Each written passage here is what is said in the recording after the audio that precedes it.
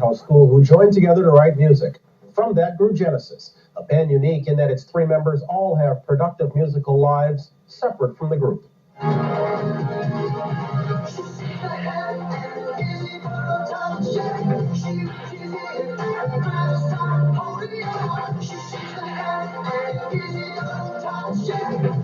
Today, Genesis is Phil Collins, Mike Rutherford, and Tony Banks.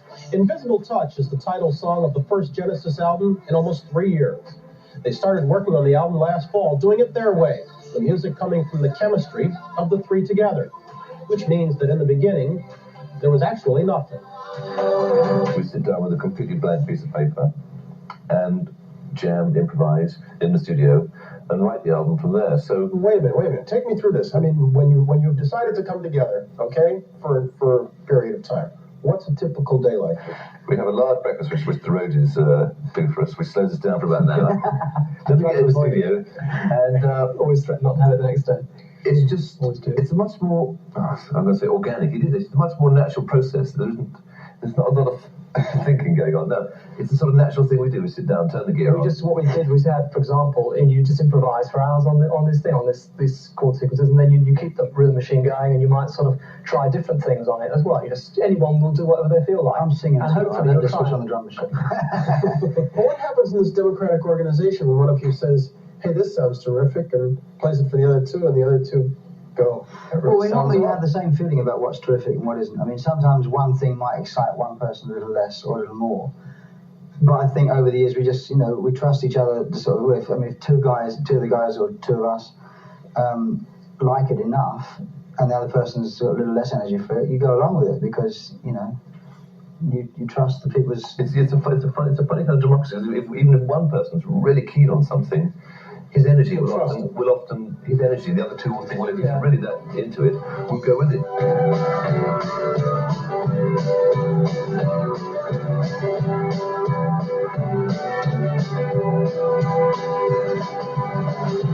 We really, literally just, in lots of ways, just follow our noses in this business. We just write the songs that we want to write, and it develops from there. And then after you finish the album, we go on a tour, and then after the tour finishes, I'll be doing something else, Tony will be doing something else, as old Mike, and it just sort of develops. There's no master plan. Almost of necessity, haven't the experiences you've weathered by being out on your own, whether as part of a movie score, or whether as part of a different group, or whether it's being part of a solo act, haven't they altered your approach to the group? Yes, I'm sure they have. I mean, it's always hard to know exactly how. It's some direct thing. You don't necessarily come back and say, now what I've learned is this. But indirectly, I think definitely, yeah. You've just, working with other people just keeps you fresh. You kind of, everything you do, I think you learn something different. It just means every time we come back together as a group, it's actually a new but exciting thing to do. And we look forward to it and enjoy it. And by the end of the time you've been with the group, like the end of the touring period, I think you're quite ready to do something else. It seems to work doing it like this. I can direct videos, man.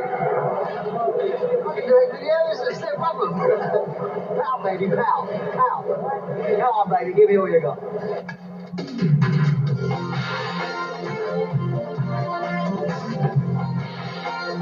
You are cutting off your nose to spite your face if you don't do a video. Well, that's the problem in a way, is the video becomes something you have to do. Because without it, you've lost what's now considered to be the major marketing tool. But in the main, I find them pretty tedious. And I would prefer to sort of, all the money that's spent on them to, if it was spent on making better music or whatever, I just would prefer people's attention to be veered back towards the music rather than... I think the videos are an extra, is the way I think I see them. They're not like so many people, they have an album and the video... They should be an extra. Yeah, it's something as well as, here's the music and there's the band and there's the songs. And yes, exactly, to me, by the way, if you want to see something to go with the music, here it is.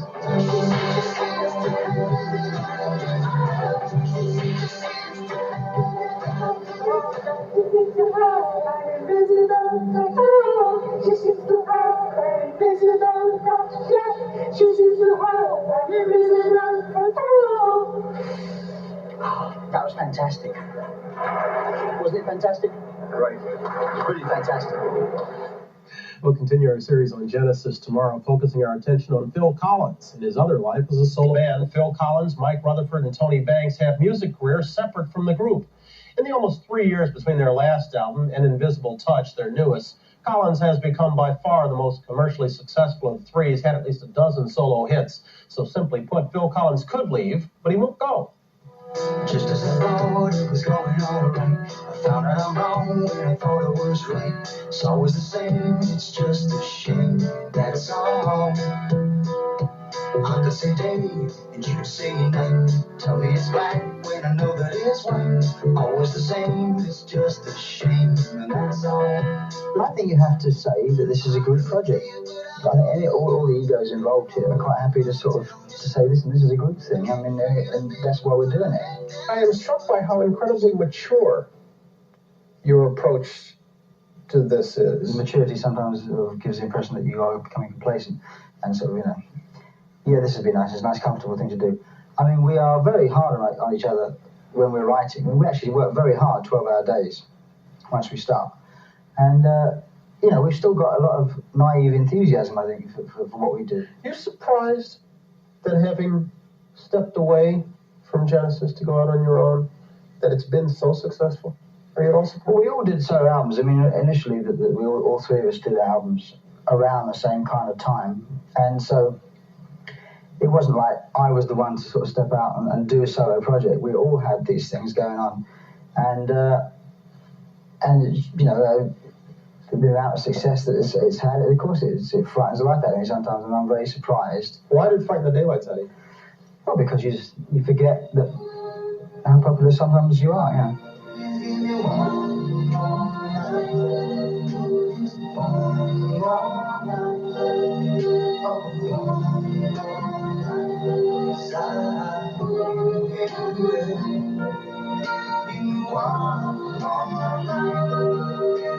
Has Phil's enormous success increased the danger that the appearance of Genesis is going to be warped? Hopefully the music we offer as a group is something different to what Phil does with his own, and I believe it is very different. And now Genesis is back in gear. Hopefully there'll be more attention on the sort of group as a whole. In England, I think it has been like that. I do feel the attention is on the group and isn't just sort of like, you know, Phil's next project a bit. I mean, of necessity, you have done more videos than anybody sitting here, obviously. Do you like them? Do you like doing them? I enjoy them as long as they're kept to about 6 hours. My attention span isn't very good for longer than that.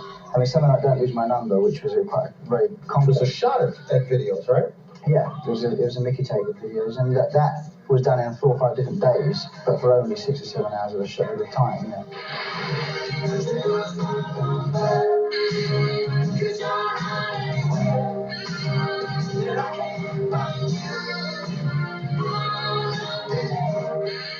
How many different shoots were required to do Take Me Home? Well, we just did one in every place we went. Anything that had some kind of point of interest. You Over know, how long a period of time? over the 5 months touring. They just dragged me out of bed 10 minutes before we left in the coach wherever we were going and just sang a line next door or something. And then the next day do a line next door and then piece it together.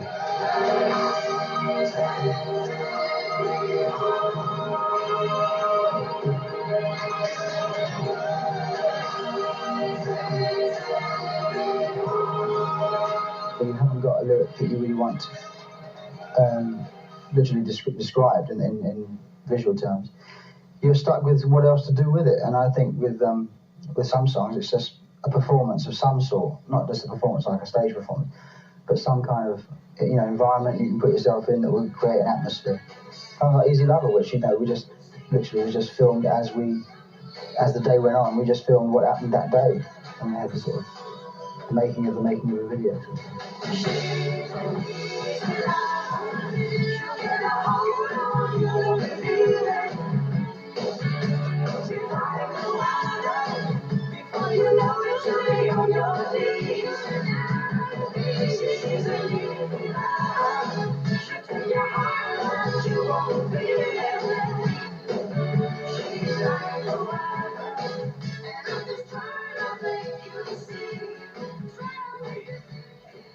Tomorrow morning, as we conclude our brief talk with Genesis, we'll put the spotlight on Tony Banks and Mike Rutherford. Mike now heads up Mike and the Mechanics. Does, from time to time, step away from the group, enjoy an enormously successful solo career, then step back in. As we conclude our series on Genesis this morning, we take a look at his two colleagues who've also stepped out and back. All this in the 3 years between their last album and their newest release, Invisible Touch.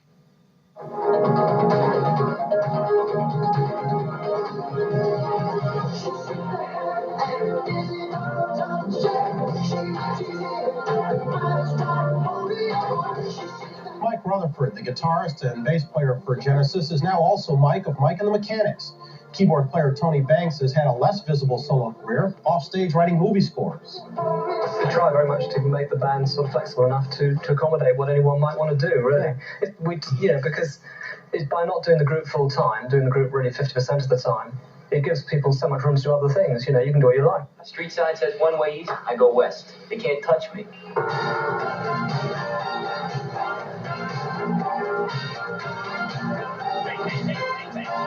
I have actually been involved in soundtracks for four films. One which is called Quicksilver. I enjoyed the film when I was doing it. I enjoyed doing the score very much too. It was a lot of work. The soundtrack, particularly when you're playing to it yourself, it takes a long time and a lot of effort. How different is that work? Oh, it's completely different. Yeah. It's got to fit the piece. So if it's got to be sinister or it's got to be happy or whatever, you've got to fit that. Also, it's got to be approved by all sorts of people. I had a sort of panel with Quicksilver, about 6 people. I had this conference phone call where they sort of 6 people talking to me at the same time, which was very bizarre, I must admit. I'm used to sort of just writing for myself, and if I like it, that's good enough, or with the 3 of us, if we like it, that's good enough. You're obviously very appreciated, certainly by these two and by fans of Genesis, and your work is obviously highly thought of. But on a solo basis, do you long for the kind of success that they Well, I don't really do. I've not really been involved in anything that has been quite so, straight ahead, if you like. It's partly me. It's not really my interest, I suppose. I'm probably the one who tends to pull Genesis a little bit further away all the time from that. My own taste is for the slightly more bizarre in music.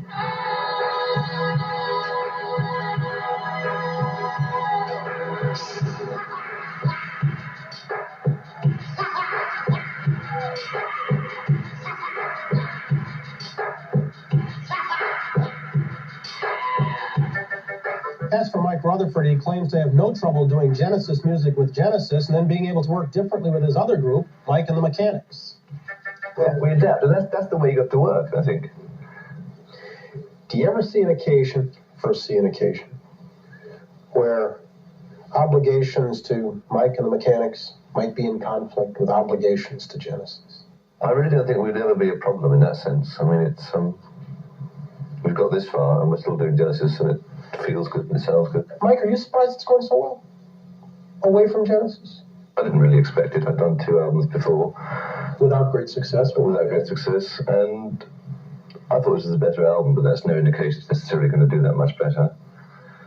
And it just took off in America. Why don't the two equate? Why is good not necessarily commercial? Because there's an vice versa. Well, there's an awful lot of very good music that goes out and doesn't get heard, doesn't really get a decent chance.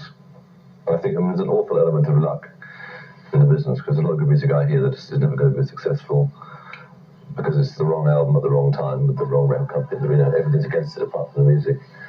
And but it came out and people, the radio station started playing it, picked up on it, and it sort of happened. All I need is a miracle. All I need is you. All I need is a miracle. All I need is you. When you're the front man, when you're the guy that's out there, does that put different pressures on you? It's really made me appreciate things about Genesis that I never thought about before. There's things you take for granted, I've had to do a whole lot more. I don't know, I mean, it's just everything. I have to, make a lot more decisions, worry about a whole area of things that normally Phil and Tony worry about. Here, Mike. You can pay the lads. That's an easy way to Mechanics. I'm here in Philadelphia. I hope you enjoy our new video. It's called All I Need is a Miracle. We've already been quite rock and roll class. I wish you a big welcome.